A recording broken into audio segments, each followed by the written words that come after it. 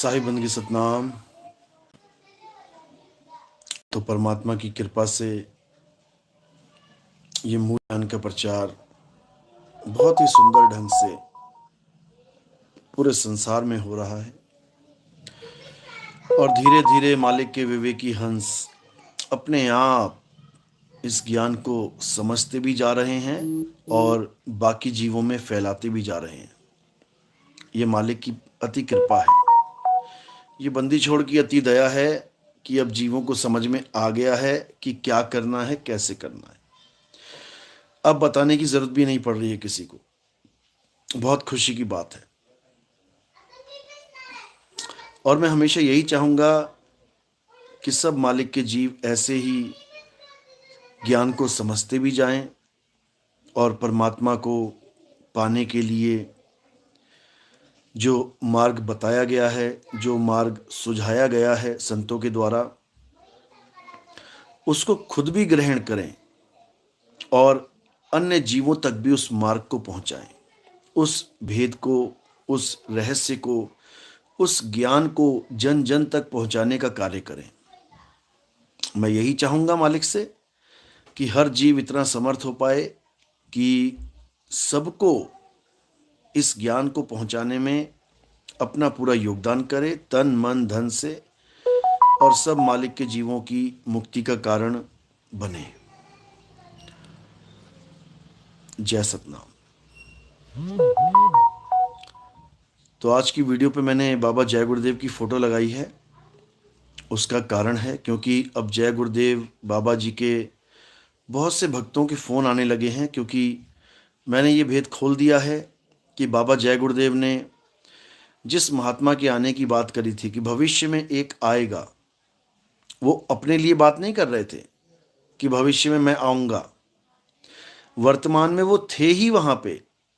वो वर्तमान में रहकर सत्संग में खुले मंच पे ये बोल रहे थे कि एक भविष्य में आएगा और जब वो आएगा तो क्या होगा, तब वो केवल एक नाम का प्रचार करेगा।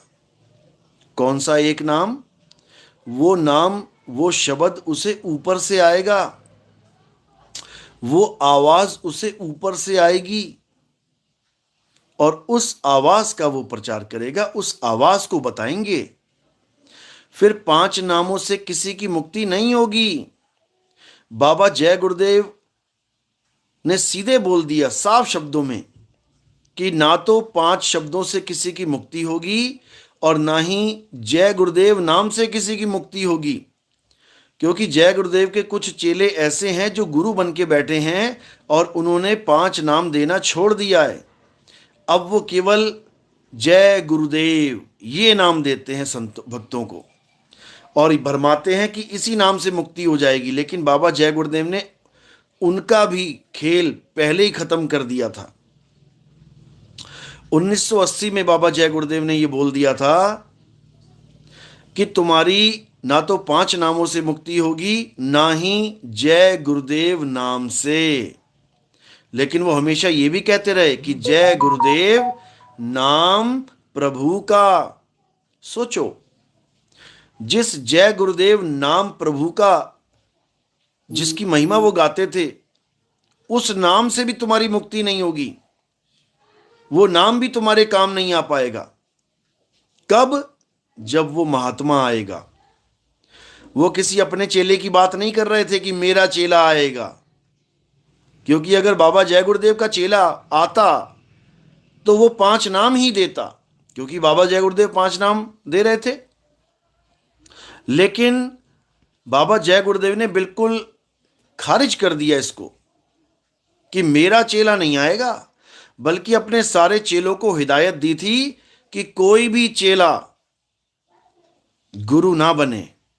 इसीलिए बाबा जय गुरुदेव ने अपने जाने से पहले किसी भी चेले के नाम पे वसीयत नहीं करी। जो दुनिया का भविष्य बता के चले गए, वो अपनी गद्दी का भविष्य क्यों नहीं बता पाए कि मेरे बाद कौन बैठेगा? क्यों उसका नाम नहीं बताया?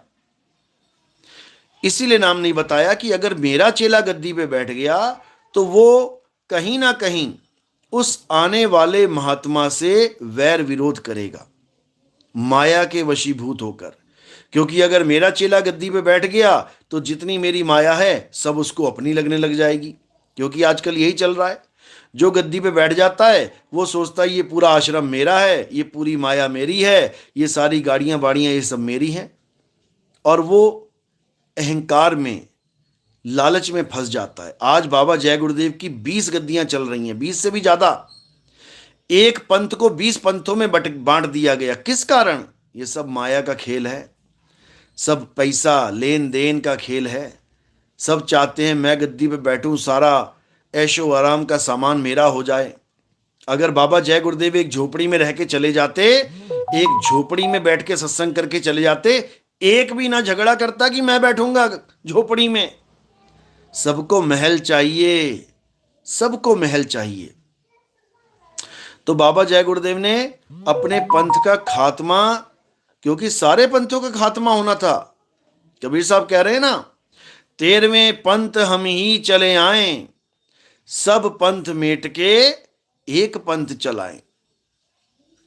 कबीर साहब कह रहे हैं कि एक पंथ चलाऊंगा, सारे पंथों को एक कर दूंगा, तो बाबा जय गुरुदेव अलग पंथ कैसे चल सकता है? इसीलिए बाबा जय गुरुदेव ने, क्योंकि परमात्मा ने उनको सोझी दी, उनको भविष्य दिखाया, इसलिए उन्होंने बताया कि मेरे पंथ में भी कोई गुरु नहीं बनेगा, बल्कि ये जो 5 नाम मैं दे रहा हूं इससे किसी की मुक्ति नहीं होगी। ये प्रमाणित है, लिखित प्रमाण है बाबा जय गुरुदेव का, जो मैं अपने शॉर्ट्स में डालता रहता हूं, उसको जरूर देखें और बाबा जय गुरुदेव के शिष्यों तक ये जरूर पहुंचाएं, ताकि जिस भविष्यवाणी को बाबा जय गुरुदेव ने बोला, उन शिष्यों के लिए जो उनकी बातों को मानते हैं, उन तक ये ज्ञान पहुंचाओ। जो उनकी बातों को भी नहीं मानते, हमें वो शिष्य नहीं चाहिए। अरे जो अपने गुरु की ना मानेंगे वो हमारी क्या मानेंगे? बताओ। जो अपने गुरु की ना माने वो हमारे गुरु की क्या मानेंगे? हमारे शब्द गुरु की क्या मानेंगे वो? तो भाई उसको जानो जिसके बारे में जय गुरुदेव ने बताया कि वो महात्मा जब आएंगे तो उनको ऊपर से आवाज आएगी। ऊपर से आवाज आएगी यानी वो आवाजें नहीं आएंगी जो हम सुनते रहे, सुनवाते रहे 5 नाम की, कि कानों में उंगलियां डलवा के इन 5 नामों को सुनवाते रहे। ये आवाज ऊपर से नहीं, ये अंदर से आती है। 5 नाम की आवाज, 5 शब्द धुनों की आवाज, अनहद नाद की आवाज काया के अंदर से आती है। लेकिन बाबा जय गुरुदेव ने बोला कि जो भविष्य में महात्मा आएंगे, अपनी बात नहीं कर रहे हैं और ना ही अपने किसी चेले की बात कर रहे हैं कि मेरे पंथ में कोई आएगा। वो कह रहे हैं जब वो महात्मा आएंगे तो उन्हें ऊपर से आवाज आएगी। ऊपर से आवाज क्यों आएगी? क्योंकि परमात्मा ऊपर ही है, 7वें आसमान पे बैठा है वो। आसमान से आवाज आएगी। समझ लो, गगन मंडल में सेज पिया की मिलना कैसे होए, ऐरी मेरा दर्द न जाने कोई। और ये परमात्मा को काया के अंदर बताते रहे सारे गुरु लोग। काया के अंदर नहीं है परमात्मा मेरे भाई, गगन मंडल में है सेज पिया की। इसी को मुसलमान फकीरों ने 7वां आसमान बोला कि 7वें आसमान पे सिंहासन लगाए मालिक का। तो आवाज कहां से आएगी? ऊपर से। वो बांगे इलाही कहां से आएगी? ऊपर से। वो अजान कहां से आएगी? ऊपर से। तो उन्होंने बिल्कुल क्लियर बोल दिया कि जब वो महात्मा आएंगे उनको आवाज ऊपर से आएगी, और जो अंदर से आवाज आ रही है वो किसकी आवाज है? वही काल निरंजन की आवाज है। कानों को बंद करके जो आवाज सुनते हो वो शब्द धुन काल निरंजन की है। आंखें बंद करके जो ज्योति प्रकाश देखते हो, यहां मन निरंजन है। वो वही तुम्हें आगे से आगे जाके अनेक प्रकाशों में उलझाता है, अनेक प्रकार के लोक दिखाता है, अनेक प्रकार का माया जाल बुन के तुम्हें उसमें उलझाता है। यहां तक कि गुरु को भी नहीं बख्शता। गुरु के रूप में आके चेलों को दर्शन देता है, गुरु को भी उसके गुरु के रूप में आके दर्शन देता है। गुरु भी फंसा, चेला भी फंसा। इसी को साहिब ने बोला, अनहद बाजा यानी 5 तत्वों की धुन जो अंदर से आती है वो जम का थाना है। अनहद बाजा जम का थाना, 5 तत्व करें घमसाना। अनहद बाजा बिधि बिधि बाजे, सार शब्द न्यारी धुन गाजे। समझ लो, कोई सुनता है गुरु ज्ञानी, गगन में आवाज होती झीनी झीनी। समझ लो, झीनी झीनी इसलिए बोला क्योंकि वो आवाज यहां नहीं सुन रही है, लेकिन जब वहां पहुंचोगे तो क्या होगा? तो क्या कहते हैं? नाम अखंड और सब खंडा, सार शब्द गरजे बरमंडा। वो गर्जना करेगा और ऐसी गर्जना करेगा, हिला के रख देगा। तब तुम्हें तुम्हारा स्वरूप प्राप्त होगा। तब तुम जान पाओगे कि आखिर तुम हो क्या। तब तुम अपने आप को ये काया माया नहीं मानोगे, तुम अपने आप को शरीर नहीं मानोगे। ये चेहरा तुम्हें तुम्हारा चेहरा लगेगा ही नहीं। जब तुम अपने आप को पहचान जाओगे कि तुम शरीर नहीं हो, तुम गुरु को भी शरीर नहीं मानोगे। लेकिन अगर तुम खुद को नहीं जान पाए तो पक्का तुम्हें ये चेहरा कभी अपना और कभी यही चेहरा अपने गुरु का लगने लग जाएगा। यानी ये 5 तत्वों का चेहरा ये नाश करेगा तुम्हारा। समझ लो। तो इसलिए उसको जानो जो इन 5 तत्वों से परे है। उसको जानो जो आने वाला महात्मा जिसका भेद बताएगा, उस एक नाम का। एक जय गुरुदेव के बाबा के शिष्य का फोन आया तो बहस करते हुए कहता, देखो उस पे लिखा है उस वाणी में कि 5 नाम की भी पूजा होगी। मन बड़ा शैतान है, क्योंकि उसके अंदर जो मन बैठा है वो इस बात को मानने को तैयार ही नहीं है कि 5 नाम छूट जाएं। रिकॉर्डिंग डालूंगा मैं, आप खुद सुनना। कह रहा है देखो हमने भविष्यवाणी पढ़ी है बाबा जय गुरुदेव की, उसमें लिखा है कि 5 नाम की तो पूजा होती रहेगी संसार में। अरे भाई, पूजा होती रहेगी संसार में, बिल्कुल सही लिखा है, पूजा होती रहेगी, लेकिन वो आने वाला महात्मा पूजा नहीं करवाएगा। अरे जो हमसे नाम नहीं लेगा वो पूजा ही करेगा 5 नाम की, होती रहेगी। जो अज्ञानी जीव हैं करते रहेंगे वो पूजा 5 नाम की। ये सांकेतिक ज्ञान बताया उन्होंने कि 5 नाम की पूजा तो होती रहेगी, लेकिन मुक्ति नहीं होगी। यानी तुम नाम तो जपते रह जाओगे बाबा जय गुरुदेव के, ओंकार रारंकार सोहंग सतनाम निरंजन, लेकिन तुम्हारी मुक्ति नहीं होगी। मुक्ति किससे होगी? मुक्ति उस एक नाम से होगी जो ऊपर से आएगा। समझे? इन 5 नामों से नहीं होगी, ना ही जय गुरुदेव नाम से मुक्ति होगी। बिल्कुल क्लियर, बिल्कुल क्लियर लिखा है उस गुरबाणी में, बाबा जय गुरुदेव की भविष्यवाणी में। और ये बाबा रामपाल ये अपने ऊपर फिट करता रहा। कौन से एंगल से एक नाम देगा ये? कौन से एंगल से एक नाम दे रहा है? ये तो दुनिया भर के नाम पकड़ा रहा है। सत सुकृत अविगत कबीर ओम ओम ओम ओम। ओम भी एक बार नहीं कह रहा, 4 बार जपो। कलिंग कलिंग कलिंग कलिंग बताओ, हरिंग हरिंग हरिंग बताओ। अरे निकल जाओ इसके जाल से, निकल जाओ। बाबा रामपाल के चेलों, तुम्हें मूर्ख बना दिया इसने।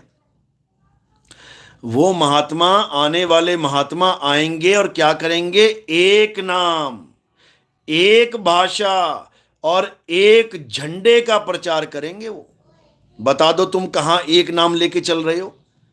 तुमने तो गणेश जी ना छोड़ा, महेश जी ना छोड़ा, ब्रह्मा जी ना छोड़ा, विष्णु जी ना छोड़ा, अरे तुमने काल भगवान ना छोड़ा, अक्षर पुरुष ना छोड़ा, तुमने सभी के नाम जपवा दिए। ये काल का दूत है, ये हंस मुनि दूत है, 12वें पंथ का हंस मुनि दूत है, और ये यहां जीवों को भरमाने के लिए आया है। ये जीवों को 52 अक्षरों में जोड़ने के लिए आया है। वाणी गाता फिरता है। क्या गाता है? 52 अक्षर लेख राम रंग होरी हो, और वो आखिर या में ना ही राम रंग होरी हो। और देता क्या है? सब 52 अक्षर। तो जो आने वाले महात्मा है वो एक नाम देंगे, एक भाषा का प्रचार करेंगे, अलग अलग भाषाओं के नाम नहीं, एक भाषा। वो जब नाम दीक्षा मिलेगी तब भाषा समझ में आएगी तुम्हें। एक नाम, एक भाषा, एक झंडा। कौन सा झंडा? सतनाम का झंडा। सतनाम का झंडा होगा। बाबा रेणुचा में जो आश्रम है बाबा जी का, बाबा रामदेव रेणुचा वाले, उनकी भविष्यवाणियां पढ़ो। उन्होंने साफ बोला कि जो आने वाला समय होगा वो एक झंडा यानी सतनाम का झंडा होगा। वो एक झंडे की महिमा गाएगा और सब सतनाम से पार होंगे। बाबा रामपाल तो सतनाम से पार करवा ही नहीं रहा है। ये तो कह रहा है सतनाम काल और अक्षर पुरुष के नाम है, इन दोनों के नाम जपोगे मुक्त नहीं हो पाओगे। और बाबा रामदेव रेणुचा वाले कह रहे हैं कि सतनाम से तुम्हारी मुक्ति होगी। कबीर साहब की वाणी कह रही है सतनाम से तुम्हारी मुक्ति होगी। सत्य नाम को सिमर के तर गए पतित अनेक, यानी पतित, नीच से भी नीच, पापी से भी पापी, अधर्मी से भी अधर्मी, सतनाम को सिमर के पार हो जाएंगे। और ये कह रहे हैं सतनाम के बाद सारनाम दूंगा, फिर सारनाम के बाद सार शब्द दूंगा। 1,00,000 रुपए का तुम पाठ संकल्प करोगे, उसके बाद तुम्हारी मुक्ति होगी। बताओ। और अब तो इन्होंने LIC स्कीम चला दी है। कह रहे हैं अगर तुम्हारे पास पैसा नहीं है, कोई बेचारा गरीब है, किसान है, या बेचारा गरीब है, कोई जूते गांठ रहा है, नहीं है 1,00,000 रुपए उसके पास, तो कहते कर्जा ले लो। तुम कर्जा ले लो और उसके बाद 1,000 रुपए किश्त बांध लो। 100 महीनों में 1,00,000 पूरा हो जाएगा। अब इन 100 महीनों के अंदर अगर वो भगत मर गया तो क्या उसकी मुक्ति हो जाएगी? कर्जा लेके मरेगा, गधा और बैल बन के आएगा इस संसार में। समझ लो, संत कभी भक्ति में कर्जा नहीं चढ़ाते किसी के ऊपर। यथाशक्ति तथा भक्ति। समझ लो। तो जब तक तुम्हें यह समझ में नहीं आया कि भक्ति में पैसे का कोई रोल ही नहीं है, कि पैसा दोगे तो भक्ति कर पाओगे, ऐसा बिल्कुल नहीं है। संतों ने फ्री में वाणियां लिख के दी, हमें फ्री में ग्रंथ लिख के गए, और हम उन ग्रंथों को पढ़ पढ़ के, पाठ करवा करवा के पैसा कमाने में लगे हैं। शर्म आनी चाहिए। कबीर साहब ने बीजक फ्री में दिया हमें, और हमारे ही पंथ के ऐसे निकम्मे साधु हैं। ये district Auraiya, district Jalaun, district Etawah, ये डिस्ट्रिक्ट उरई, और ये फर्रुखाबाद, और ये जहां इत्र बहुत चलता है कन्नौज, यहां के ऐसे निकम्मे साधु हैं, मदन पंथी, मदन साहिब के पंथ में जुड़े हुए हैं, और गीता गा गा के, डांस कर करके, नाच नाच के पूरी रात, और नचनिया भी नचा देते हैं कई जगह। तो ये बीजक का पाठ कर रहे हैं। शर्म आनी चाहिए इनको। हमारे पंथ से जुड़े हुए हैं, बढ़ैया का नाम लेके बातें करते हैं। मुझे बता दो कब किसी बढ़ैया के महात्मा ने बीजक का पाठ कराया हो? बढ़ैया में रहने वाले संत, एक भी संत का नाम बता दो जिसने कभी बीजक का पाठ किया हो तुम्हारे घर आके, पूरी रात हारमोनियम बजा के। अरे निकम्मो, सुधर जाओ।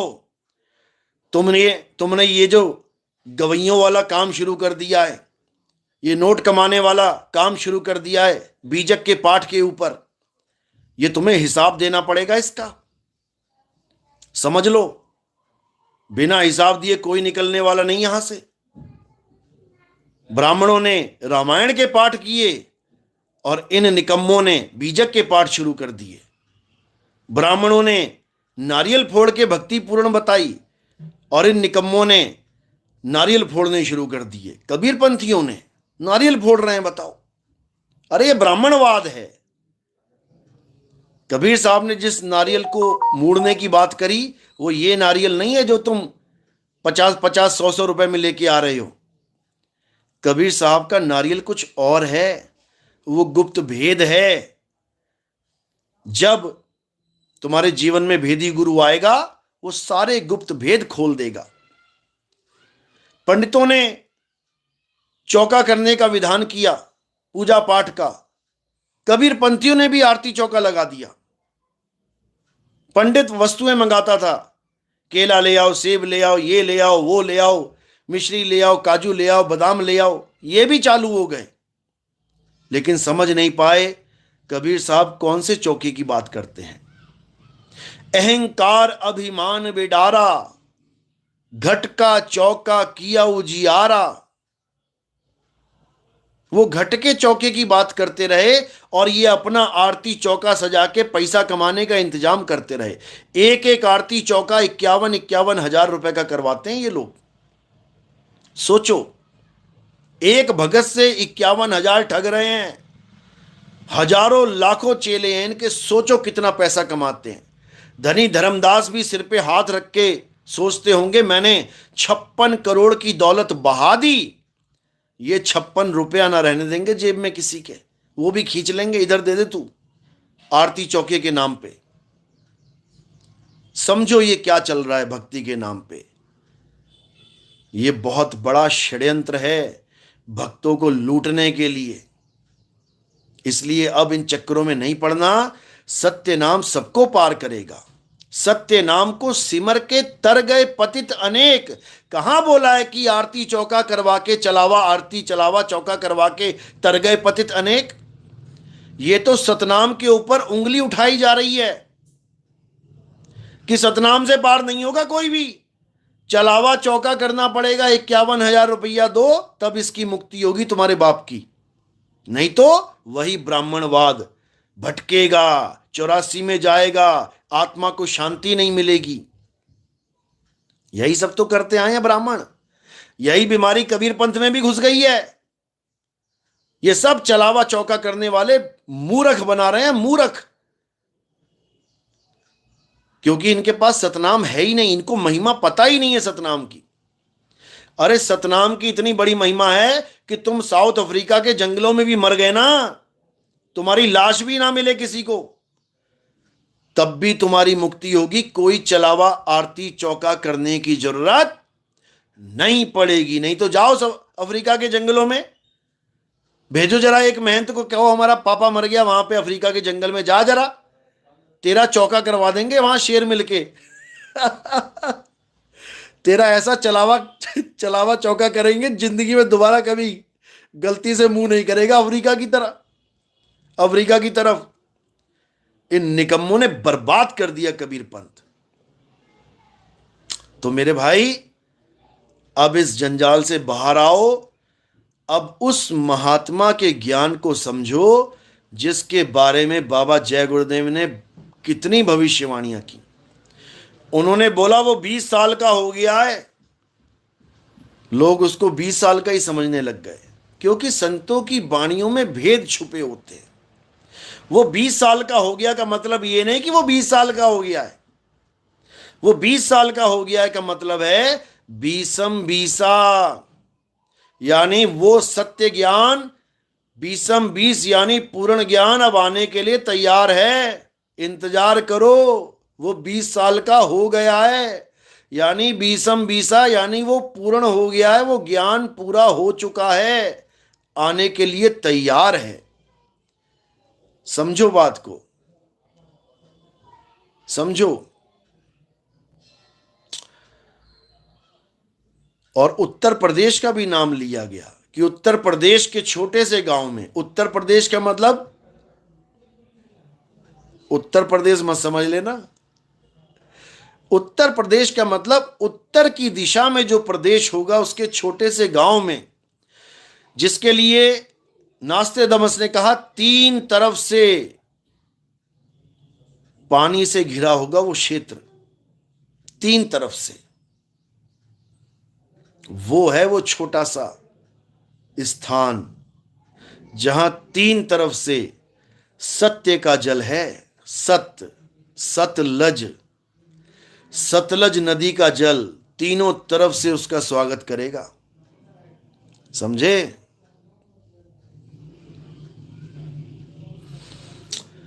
सतनाम सतनाम। वही सत्य सनातन का असली प्रचार करेगा, वही सत्य सनातन का झंडा लहराएगा, उसकी महिमा गाई गई है। ये मूर्ति पूजा करने वालों की, ये हवन यज्ञ करवाने वालों की, ये नदियों में स्नान करवाने वालों की, ये पत्थरों की, जड़ पत्थरों की परिक्रमा करवाने वालों की महिमा नहीं गाई। समझ लो। तो भाई ये नारियलवाद से उठ जाओ और शब्द गुरु को पहचानो। ये सतलोक, अलखलोक, अगमलोक, अनामी लोक का झांसा दे दे के तुम्हें गरक लोक में पहुंचा दिया इन लोगों ने। वो रामपाल जी का चेला आया था कल फलटन में, परसों, इतनी मगजमारी करके गया, 5 घंटा बातें चली उससे, वो सतलोक छोड़ने में ना आए। और जो मैंने वाणी दिखाई वहां पे शबदपुर लिखा हुआ था कि हमने कहां जाना है, शबदपुर में। वो शबदपुर ही समझ में नहीं आ रहा उसको। इतना समझाया, इतना समझाया कि जीव से पीव हो जाना है तब मुक्ति होगी। क्या तुम जीव से पीव होना चाहते हो? कहता नहीं नहीं नहीं, मैं नहीं होना चाहता। यानी मैं जीव से पीव नहीं होना चाहता, मैं कैसे हो सकता हूं? और जब मैंने रामपाल जी का 25 साल पुराना सत्संग सुनाया, उसमें रामपाल जी महाराज क्या बोल रहे हैं? कह रहे हैं असली भक्ति तब होती है जब ये जीव से पीव हो जाता है। अगर जीव से पीव ही नहीं हुए तो काहे की भक्ति कर रहे हो? जब ये बात सुनी तो उसके तोते उड़ गए। उसका चेहरा देखने वाला था कि जो नितिन दास बोल रहा है और जिसको मैं मान नहीं रहा था, ये मेरा ही गुरु बोलने लग गया। असल में यही सत्य ज्ञान है। कोटि तो ब्रह्मा भय, कोटि भय ईश, और साहिब तेरी बंदगी से ये जीव होए जगदीश। यही है असली ज्ञान। कीट न जाने भृंग को गुरु कर ले आप समान, पीव ही जीव को अपने समान कर लेता है। और जो जीव पीव ना हो पाए वो फिर बेचारा जीव ही रह जाता है। मैंने सत्संग में बोला था उसको, तू गधा बनेगा। कहता किसी की ताकत नहीं मुझे गधा बना ले। मैंने कहा तू गधा ही बनेगा। गधा तब तक बनता रहेगा जब तक तू जीव से पीव ना हो जाए। फिर उसके बाद समझ में आ गई। फिर उसको समझ में आ गया कि मैं गधा कब नहीं बनूंगा, जब जीव से पीव हो जाएगा। अब पीव को कौन गधा बनाए? नदी में बांध लगेगा, लगता ही जाएगा। कब तक? जब तक वो समुद्र में ना मिल जाए। वो एक बार समुद्र में मिल गई, अब बांध लगा के दिखाए कोई। इतनी सी बात नहीं समझ में आती है, इतनी सी बात समझ लो। तो इसीलिए अब क्या करना है? अब उसको ढूंढो जिसके लिए बाबा जय गुरुदेव ने कहा था कि जब वो आएगा तो पूरे संसार में हलचल मच जाएगी। बड़े बड़े पंथ उसके चरणों में आएंगे, बड़े बड़े धुरंधर नतमस्तक करेंगे, और तब सतयुग की शुरुआत होगी। समझो, बाबा जय गुरुदेव सतयुग सतयुग सतयुग करते चले गए, लेकिन ला नहीं पाए सतयुग। आ गया क्या सतयुग? क्योंकि उनको पता है कि वो सतयुग लाने नहीं आए हैं, वो तुम्हें बताने आए हैं कि सतयुग आने वाला है और इसको कोई और लाने वाला है। वो नहीं ला सकते, नहीं ला सकते। अगर वो लाने वाले होते तो कभी अपने मंच पे ये बोलते ही ना कि भविष्य में जो महात्मा आएंगे। बताओ, जो खुद ही लाने वाला है वो तो ये कहता कि मैं ही आ गया हूं लाने वाला, लेकिन उन्होंने कभी नहीं कहा कि मैं लेके आऊंगा। 4 यज्ञों की बात करी उन्होंने कि जब चौथा यज्ञ संपन्न हो जाएगा सतयुग आ जाएगा, और 3 यज्ञ करा के चल बसे।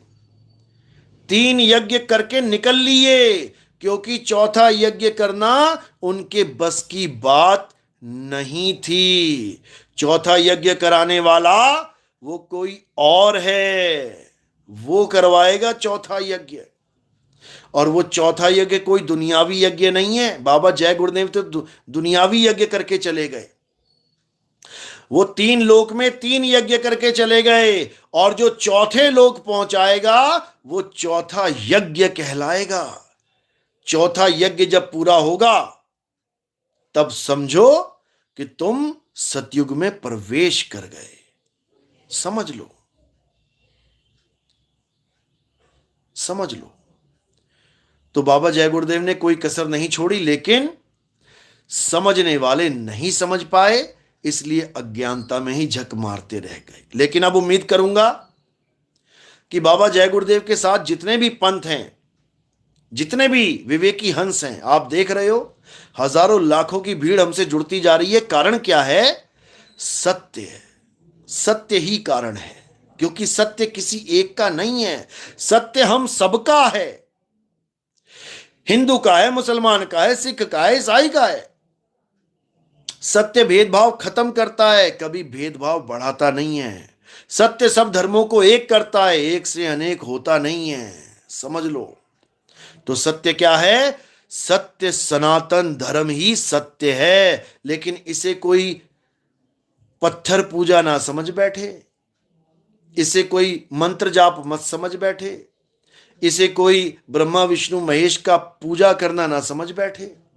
सत्य सनातन का पुजारी कौन है? जो उस परम तत्व को, उस आत्म देव को, देवों के देव को जान लेता है, वही सत्य सनातनी कहलाता है। समझ लो अच्छे से। तो अब हमने सत्य सनातनी बनना है, अब हमने एक हो जाना है, एक झंडे के नीचे आना है। हम सब एक हैं, हिंदू मुस्लिम सिख ईसाई बौद्धिस्ट जैन, हम सब एक हैं। अलग केवल इस मन के कारण हुए हैं। अब इस मन को हराना है और फिर से एक हो जाना है। चलो अब चलते हैं, कोल्हापुर में सत्संग होने वाला है, अब वो लाइव चलेगा। और मैं आपको बता दूं कि 30 तारीख का जो प्रोग्राम है वो धार में है, और जो 1 तारीख का प्रोग्राम देवरी में बताया था वो 31 तारीख को होगा, दोपहर 2 से 5 बजे तक। 31 तारीख को देवरी एमपी में प्रोग्राम होगा, 30 को धार में है, 31 को देवरी में होगा। क्योंकि मैंने आगे जापान जाना है 4 तारीख को, तो इसलिए मुझे थोड़ा समय चाहिए, तो इसलिए वो प्रोग्राम 1 दिन पहले कर दिया गया है। पहले 1 तारीख को निर्धारित था, अब वो 31 तारीख को है। चलो बोलिए परमपिता परमात्मा की सदा ही जय हो, बंदी छोड़ सतगुरु की सदा ही जय हो।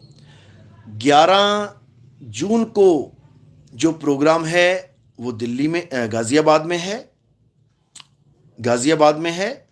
और 10 जुलाई को जो प्रोग्राम है गुरु पूर्णिमा का वो जोधपुर में है। कबीर प्रगट दिवस 11 जून को गाजियाबाद में मनाया जा रहा है, भव्य प्रोग्राम है। आप और आपका पूरा परिवार आइए, अपने जानकारों को भी लेके आइए, खुला भंडारा है। और जोधपुर में भी खुला भंडारा है, आइए, अपने परिवार को लेके आइए, अपने जानकारों को लेके आइए। तो इसी के साथ अब वाणी पे विराम देता हूं। बोलिए परमपिता परमात्मा की सदा ही जय हो। साहिब बंदगी सतनाम सतनाम।